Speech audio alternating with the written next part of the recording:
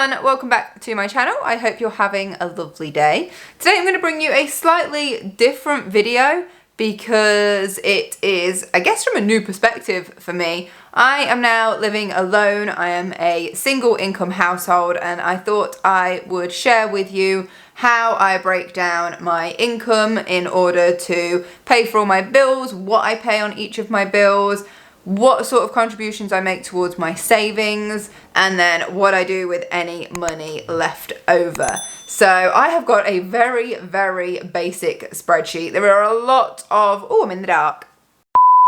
I have got a very, very basic spreadsheet. There are a lot of really complicated spreadsheets out there, and I just need to keep mine plain and simple. It doesn't even have any formulas in, and don't get me wrong, I love an Excel. I'm a bit of a nerd when it comes to a spreadsheet that's all techie, but for this, I just needed something with the numbers right in front of me, plain and simple. I wanted to share this with you today because I think it might be helpful for other people who are single income households, especially if you're quite literally just a single person, so you don't necessarily have children. I don't have children, so that's not an expense I have to factor in. I have pets, they are bunny rabbits, but all in all, they are quite cheap. I also just think it's interesting to see what other people pay on their bills. So I have got an entire, but I say entire, but very simple breakdown to share with you today. So I will flash my screen up so you can see it. I just need to make sure I'm recording it. When I said basic, I meant basic.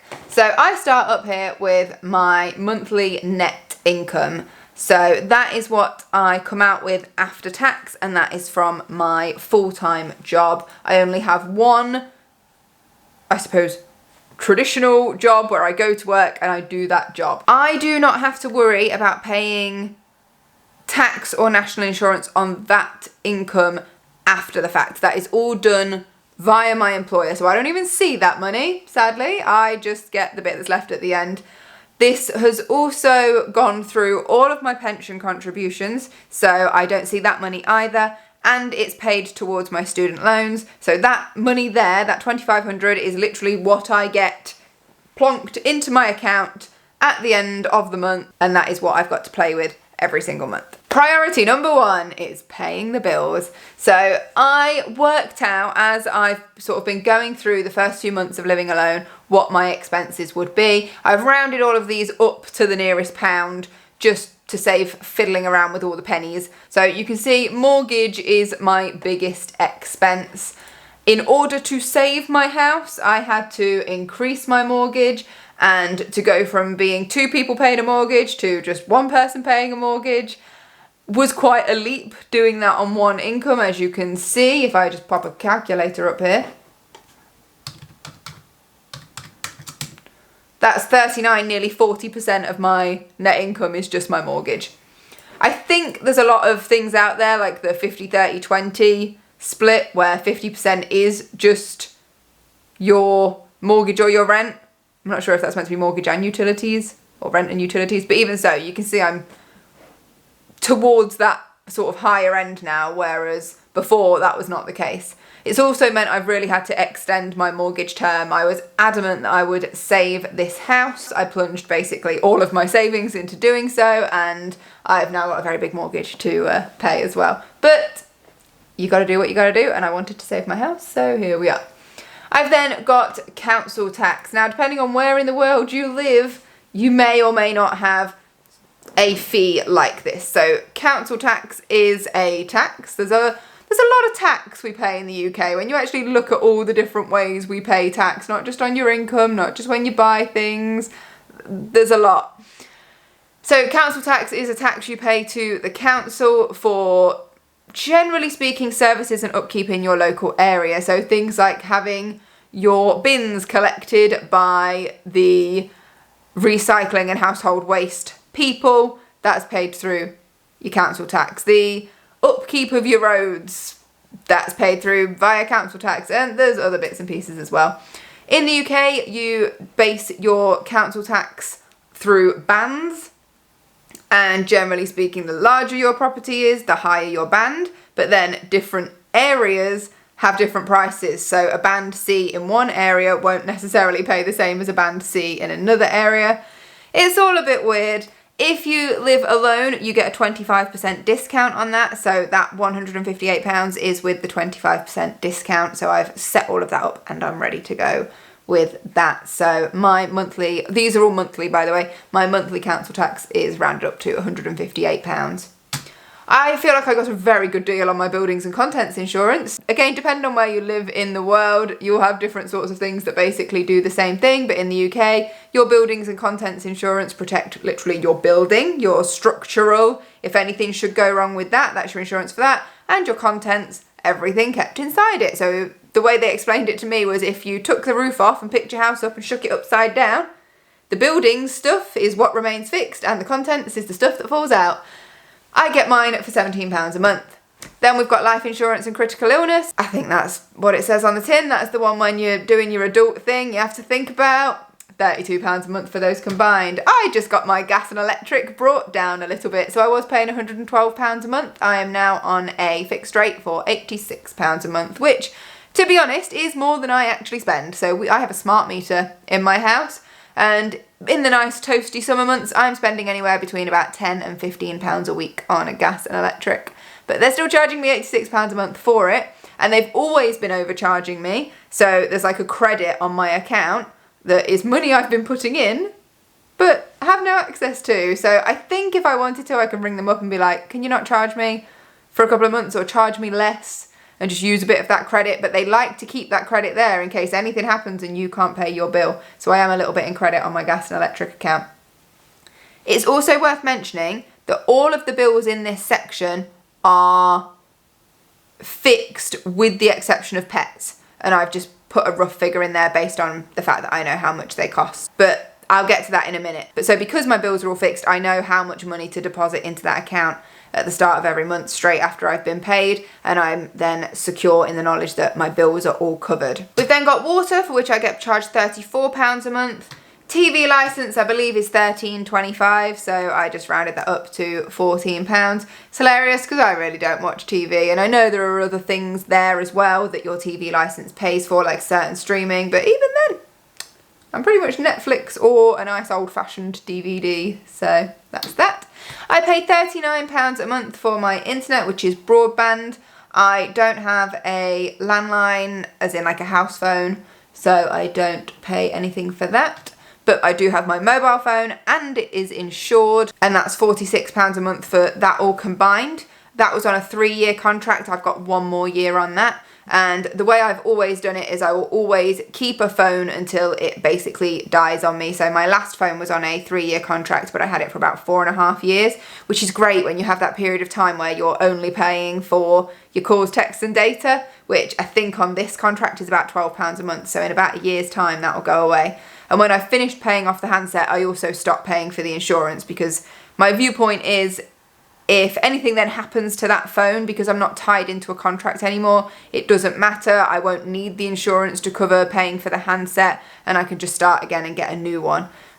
I only have the insurance right now because I don't want to, if anything happens to my phone, end up having to pay off that handset and then start paying into another one as well. That's just too messy for me.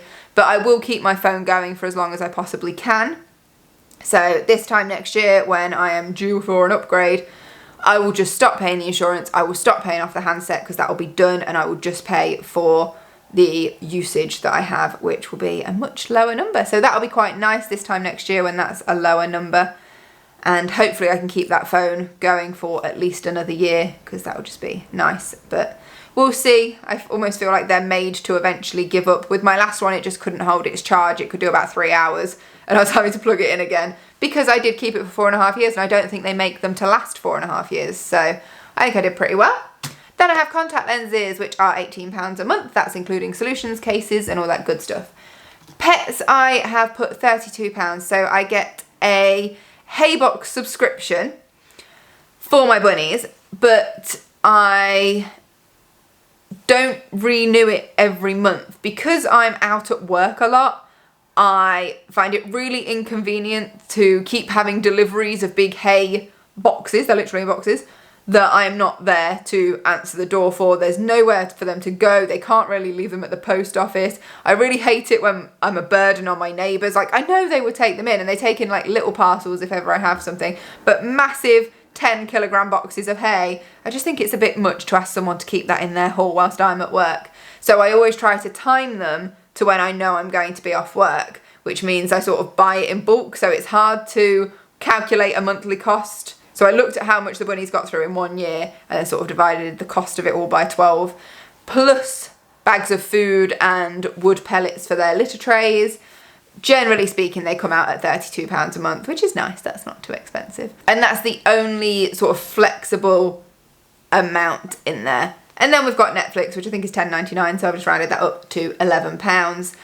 And all of those together come to £1,481. So I deposit £1,600 in there. I could deposit £1,500, but then that doesn't leave very much to play with. So I put £1,600 in because then that does leave a little bit extra in there, and over time that can start to build up. If there's £100 left over at the end of every month, great. Because if something goes wrong, I don't know, washing machine packs in, then I know that I've got like a few hundred that's building up there month on month on month, that if something happens, I can use it and I've got that money in there. And I'm all about having a little safety net somewhere. Priority number 2 is savings. So I have got this section here, and at the moment I'm putting £400 a month into savings, which is less than I was before I became a single income household. When there were 2 people living here, I was putting £700 a month into savings. But at the moment that is just a bit of a struggle.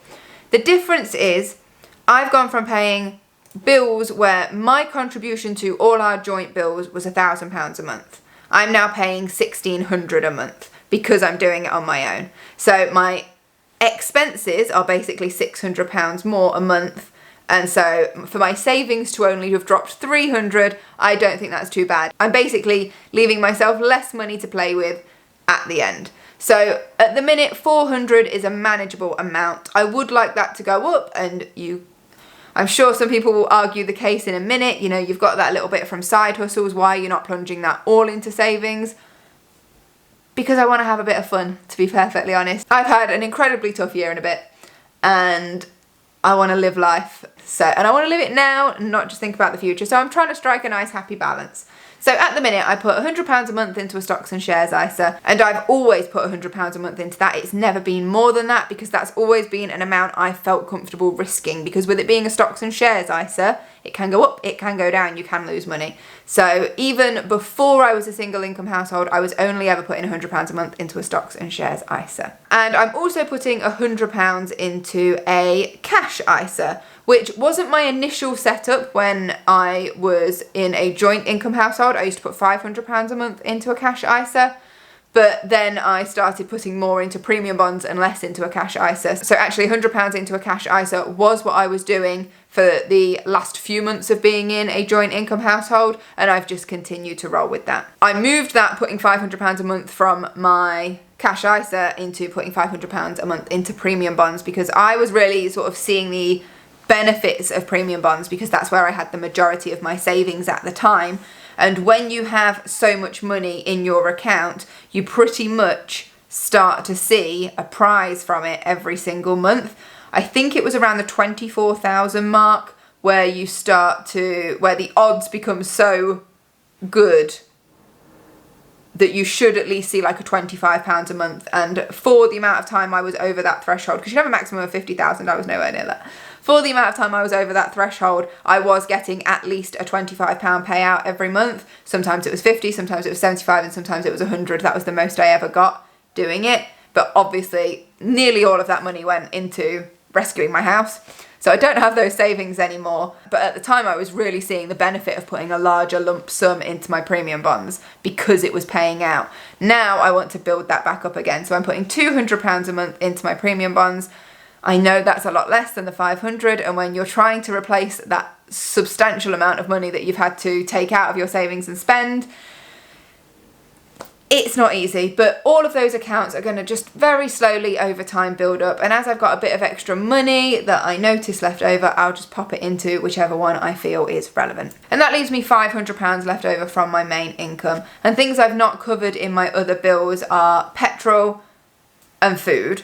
They're the biggest ones and they are very variable.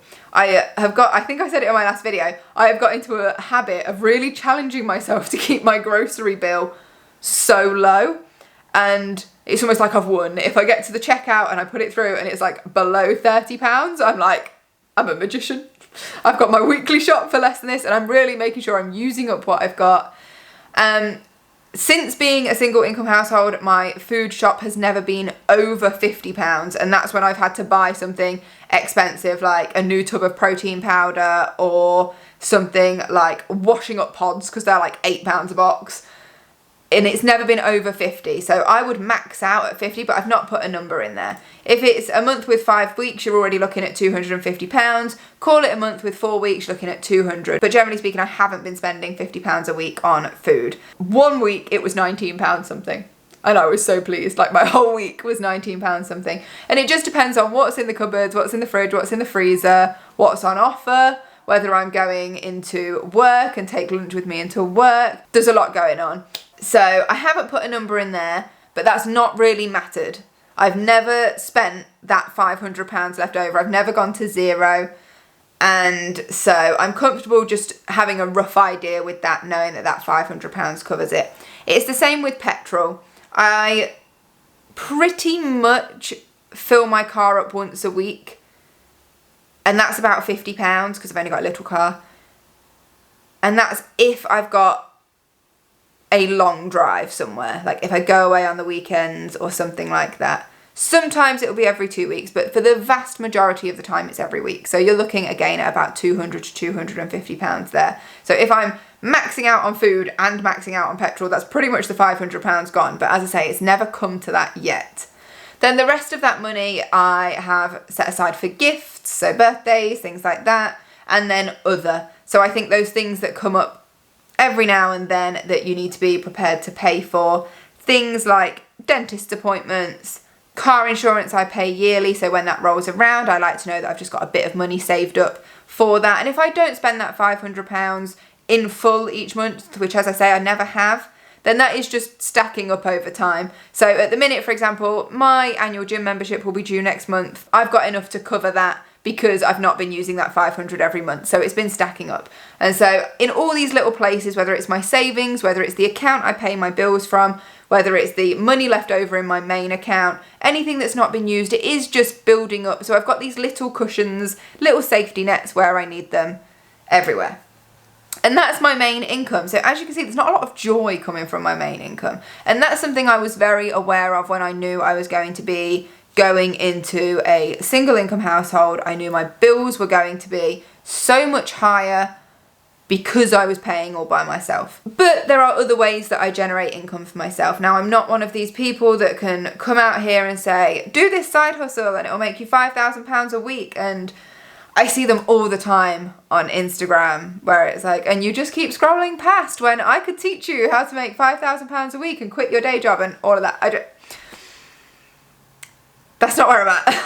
I'm at little side hustles that bring me in a little bit of money that I can enjoy, where I don't have to worry about my bills and I don't have to worry about my savings, where I know my income covers all of that stuff, and then anything I get from my side hustles is just like that little added bonus. So if I want to go out for dinner, I can. If I want to put petrol in my car and drive somewhere, I can. If I want to have a little overnight stay somewhere, I can. Have experiences and things like that. And again, what I don't use there, it just builds up. It's another little safety net if I need it.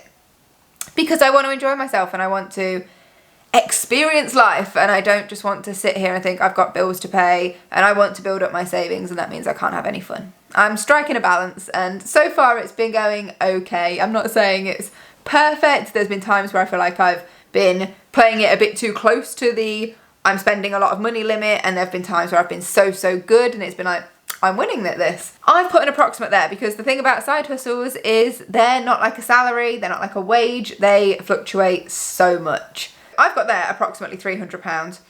I had one video on my channel do really well recently, and that video alone nearly made £300.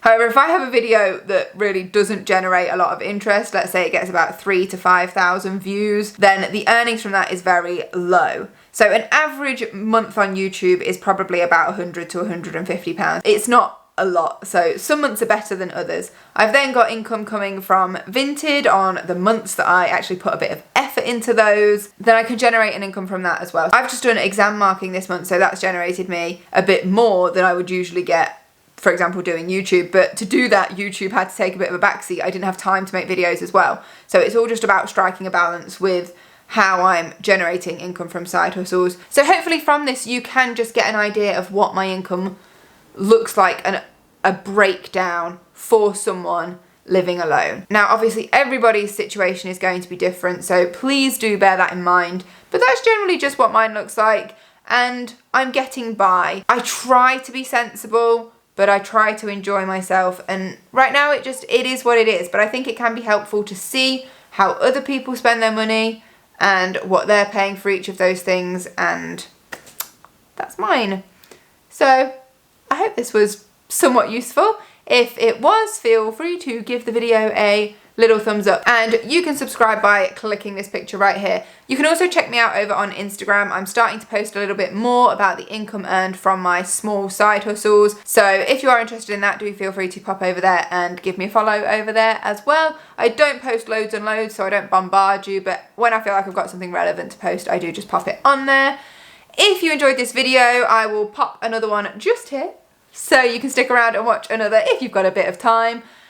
And let's wrap this one up. Thank you so much for watching. I hope this was helpful. I hope you enjoyed it.